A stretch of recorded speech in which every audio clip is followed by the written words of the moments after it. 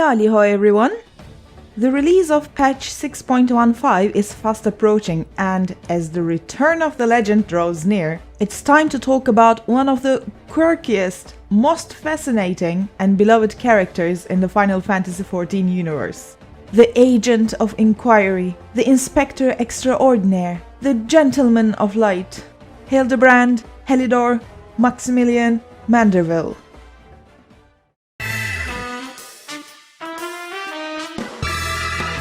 Before talking about Hildibrand himself, it is for the best to start with his parents, as not mentioning them would be an injustice. I am also concerned for my health, as I do not want to be pounded into a paste by this lady for not bringing them up.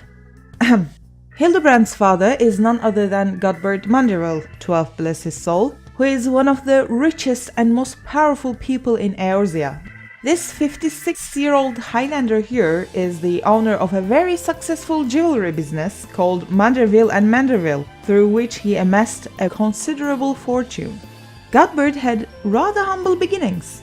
As an extremely gifted craftsman who had a disdain for the Ul'dah jewelry industry that focused too much on the latest trends, he embarked upon a long journey to find his own style, where he hunted exotic monsters for their bones, harvested shells, gathered gemstones, and finally formed his own designs which, upon returning to Ul'dah and opening his shop, made him so popular that he quickly became one of the wealthiest people in the city-state.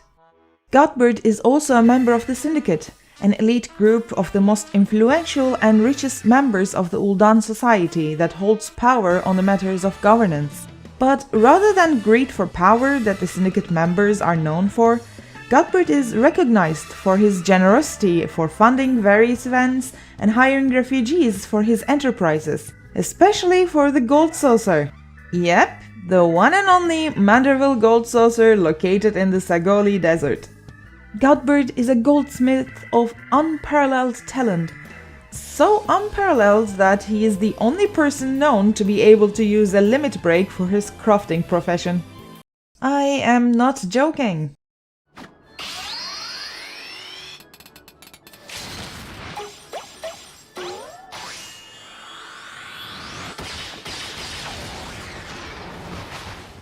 Just try to hide your confusion, we do not question the Mandervilles here.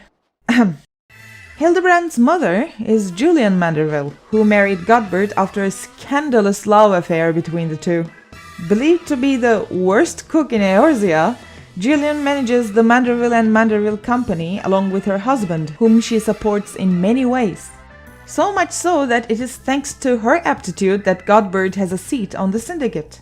Julyan is known to have given birth to Hildibrand at a remarkably young age, and she loves her son dearly. So dearly that she keeps a journal that details his every growth. Despite her being a loving mother, however, there is one thing that everyone, even her dear son, must be very careful about when it comes to Julyan. Never, ever question her looks nor her youth, lest you turn up at the receiving end of her wrath and her frying pan. Don't do it. No, seriously, don't do it. Please don't. Oh gods, no! Godbert and Julyan were overjoyed when their son was born. To this day, Godbert still dreams of having Hildibrand walk in his footsteps and of teaching him the 99 secret techniques of House Manderville.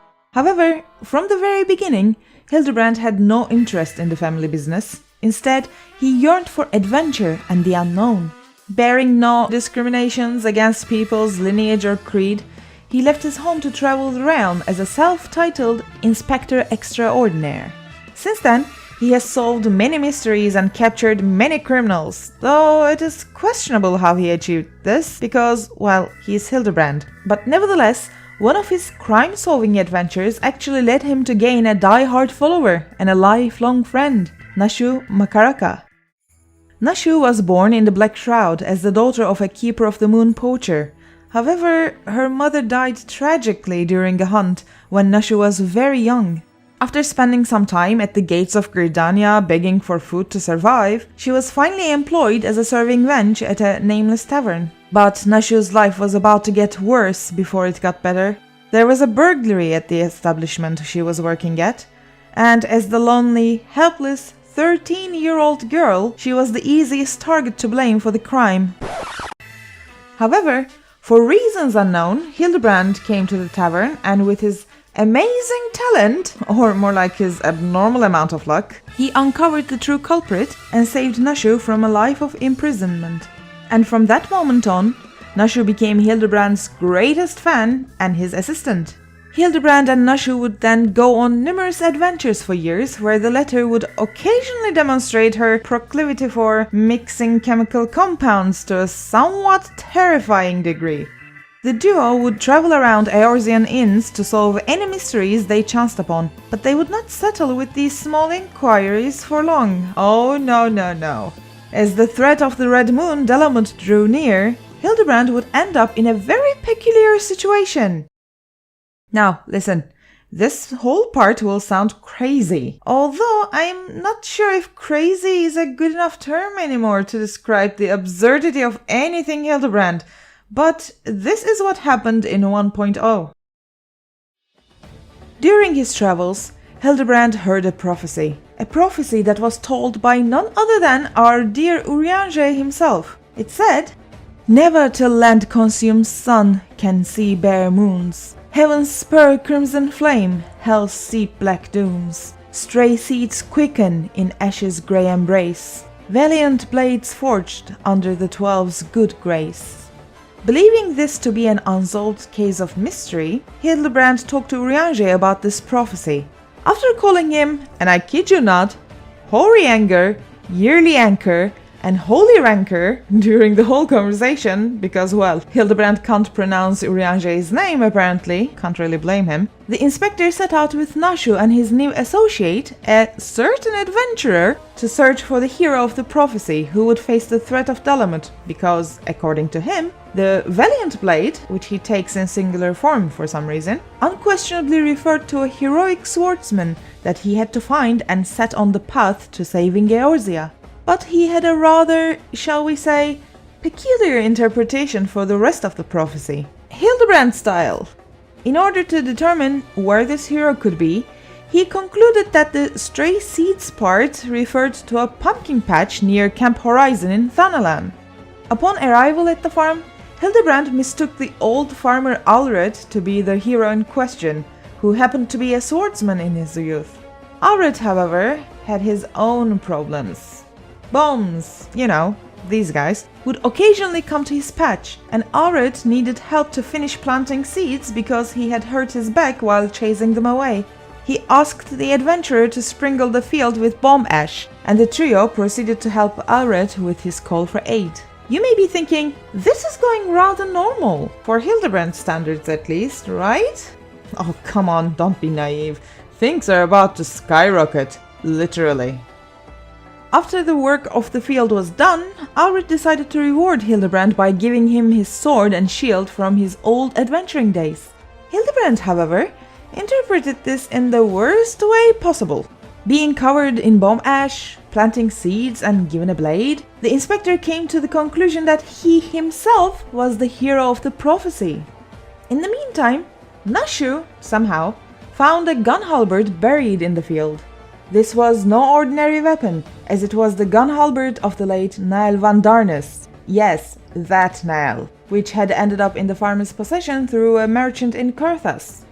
While inspecting the weapon, which he believed to be jammed, Hildibrand accidentally fired it, which resulted in a huge explosion of all the bomb ash around him that sent him flying high, very high up in the air. So high that he ended up perilously close to, wait for it, Delamut.